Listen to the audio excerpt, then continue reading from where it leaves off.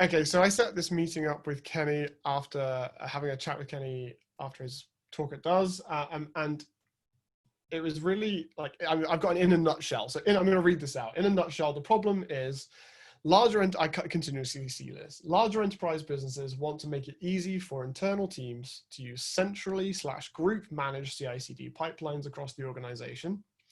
But often these teams struggle to find and understand where these jobs are and what they're designed to achieve. So this is really talking about like a central team making a job or a stage or some GitLab CI YAML file available in some central repository. And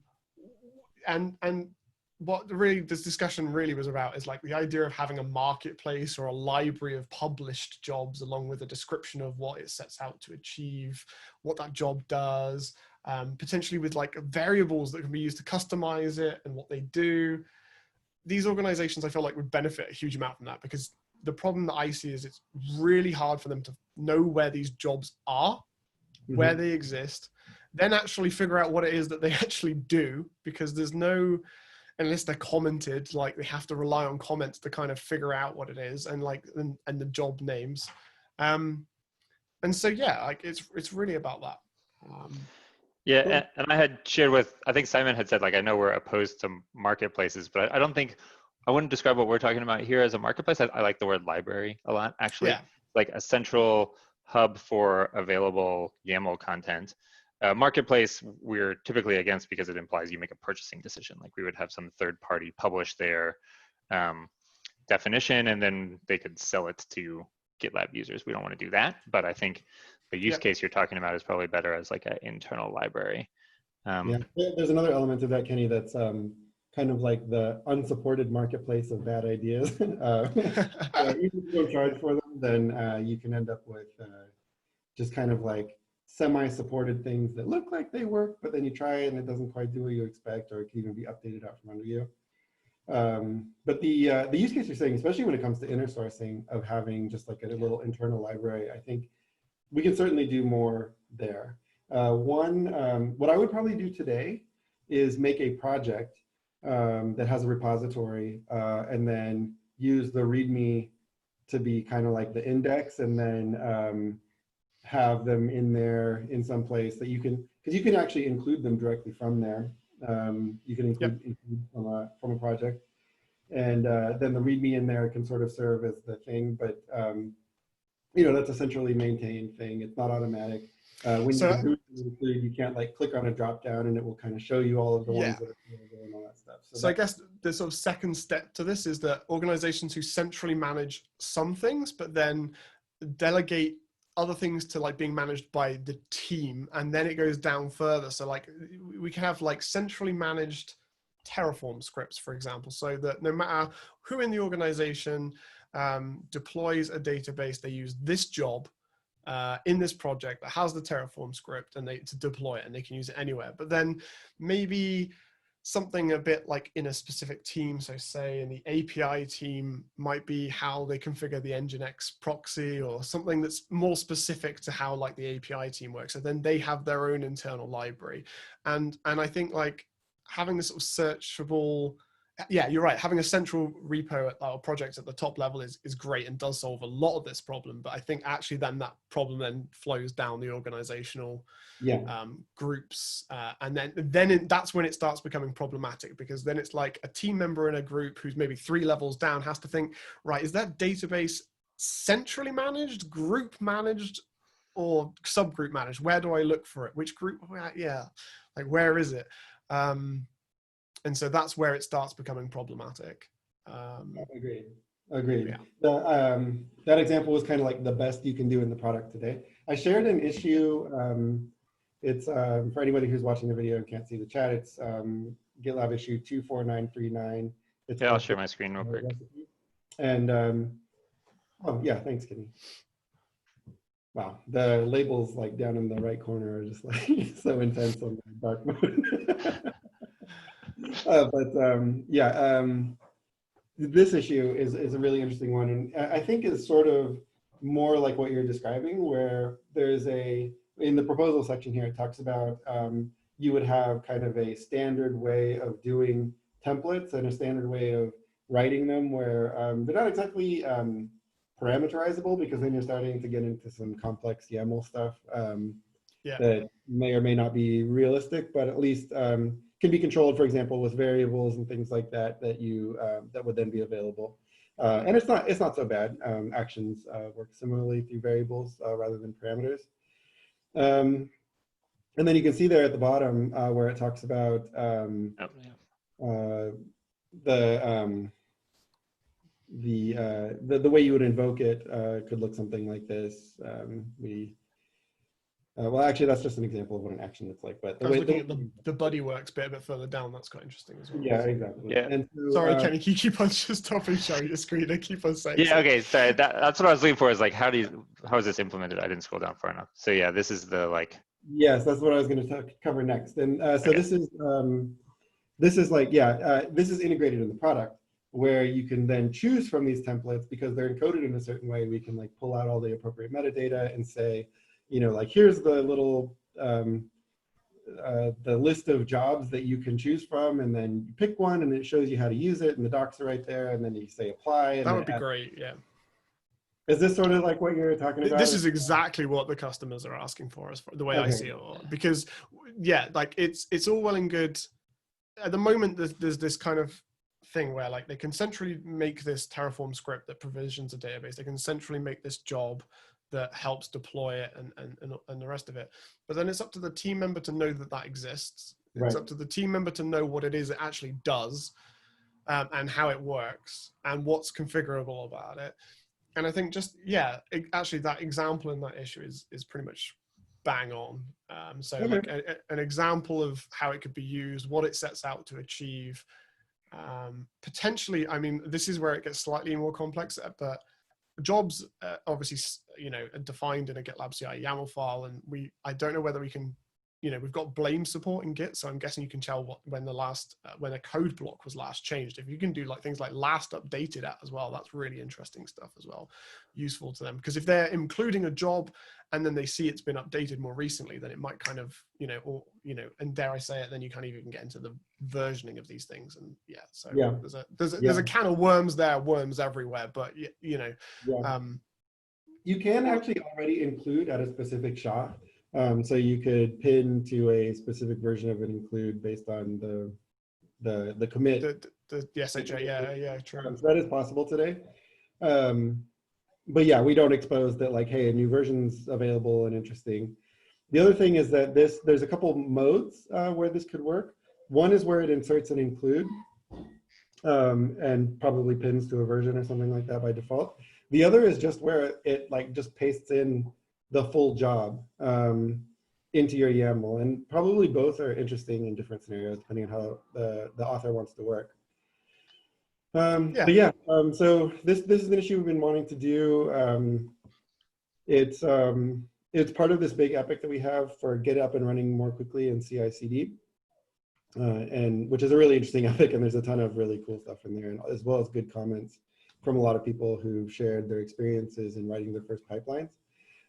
This also helps us because sometimes there's complex examples that we just want to tell people about, like using parallel, for example, and just have an example that's, this isn't, an integration or something that's been configured for some third-party thing, like in the visualization that's in the issue now, but this is just like, here's a job that uses parallel. So, you click on this, the docs will come up, you can copy it into your thing, and then just start editing it from there. Would be just a much nicer, easier editing flow for learning. Yeah, gotcha. And that's where that insertion use case you were talking about comes in, is like it's your more boilerplate examples, not reusable things that are kind of like mandated by your org. Like snippets for CI. Yeah, and this issue used to be called CI snippets, but snippets is already something else. So it's called recipes for now, and I don't think the recipes name will stick either. But the concept is very much like snippets, but it's like really integrated into the product and all about CI. Yeah, I think the customers that I've spoken to probably have more of a use case for includes than snippet injection. Most of it just comes down to, like, without obviously mentioning any customer names, I'm going to talk about like centrally like cloud provisioning teams being the central IT infrastructure that sort of sits at the heart of all of this. And they want people to deploy things in, and it is generally infrastructure. So they want to deploy things in very specific ways. So they want to know that when someone deploys a load balancer, that it's got certain rules applied to it every time. And they want to be in control of that, because otherwise, like, it becomes the Wild West. They have like AWS infrastructure or Google infrastructure being spun up left, right, and center, and they can't keep track of it. So they want them tagged with certain things so they can make sure that, you know, when they run a report, all the infrastructure that they're responsible for comes up.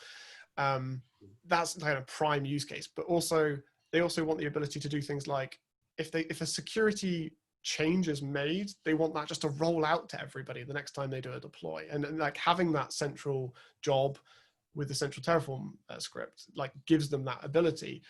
But the problem is it's just utilization of that. It's just like, so like, they're quite often, these groups are quite often, like, marketplace in a way is quite a good thing, because what they have, these central groups quite often generally kind of have to sort of not sell in terms of physical cash, but sell these ideas to the other teams. So actually, like, here's a selection of what it is we can do for you. Like, please make use of these. Sometimes it's you must use these. Sometimes it's like, look, we've done half, like 90% of your work for you. Come use them. And so that's really kind of like, you can look at it as kind of a marketplace of stuff. And another way is that it's kind of the API documentation for the stuff that the platform team is exposing. So if they've got, you know, this is how, you know, we've got some infrastructure for deploying via Terraform to our platform. What we want to give the developers is just, you know, call this include, have these parameters set, and then you don't have to worry about it. We'll do everything on the back end. We'll iterate on that. We'll upgrade it. But as long as you kind of call us in this certain way, then, you know, it'll always just work. And in that way, it's more analogous to something like in VS Code, when you've got an API endpoint that you're working against, and it comes with an XSD that tells you, you know, we're expecting these parameters. And so, like, if you're editing your GitLab CI YAML and you've got this list over on the right, and it's like, okay, now I need to do a Terraform deploy. So let me just, you know, click on that. It'll tell me what what they're expecting, and it'll put in the include in the right place and everything. And in that way, it's kind of like an API interface as well for that platform team, which I think is a nice feature if you look at it that way too. Yeah. You would want to like annotate your YAML file with the content that you would want to display in the YAML file itself, right? I think so. That would be the most natural way, is like comments in the YAML file that can be interpreted by the display. We have another issue that's, so you know the new pipeline dialog, when you go to run in a pipeline, and we can present different variables and things.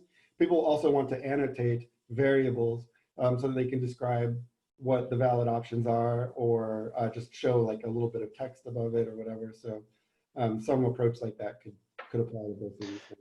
Yeah, I was thinking of that issue, that we already have some correctly display properly formatted annotation from your YAML in the GitLab app. So I think we're already headed down that path. The other, and sorry, I'm not necessarily going to solutioning, but I'm thinking about existing patterns we have. Like, we have existing patterns where at a group level, you kind of designate a project for a specific purpose. Like, this project is going to hold my insights dashboards at the group level. You could do the same thing here. Like, this project is going to hold my repository of YAML recipes. So long as you could do that at any group level, yeah. So you could do it top level namespace and then subgroups beneath that. That would work really well. Yeah, that would work. Yeah.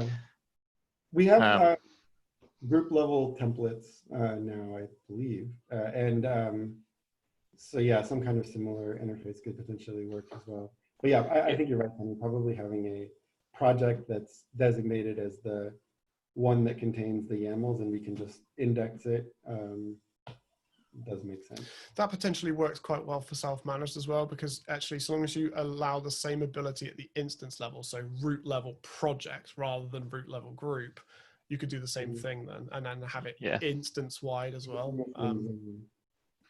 And also, you can directly address includes in that way, so it also lines up nicely. Simon, you have said a couple of times in this discussion that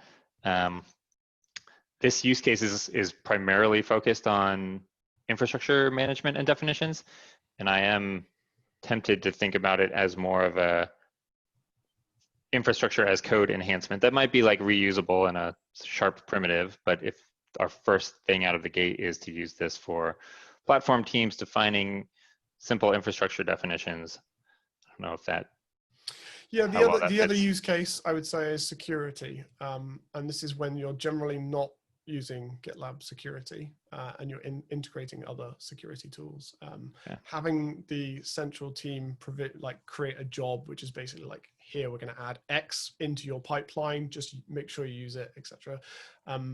That is another really good, yeah, I see that as a really good use case for this as well. And maybe that can kind of tie in with the compliance features as well, saying like, you know, all pipelines need to include this, etc. as well. So. Yeah, and you have also referenced like a couple of specific customers. It might be good for us to also understand the like direct pain of this discover. It sounds like a big problem is the discoverability. Like, yes, we could have a repo where all of this was contained, but the problem is no developer is going to discover that they should and how to use that pipeline.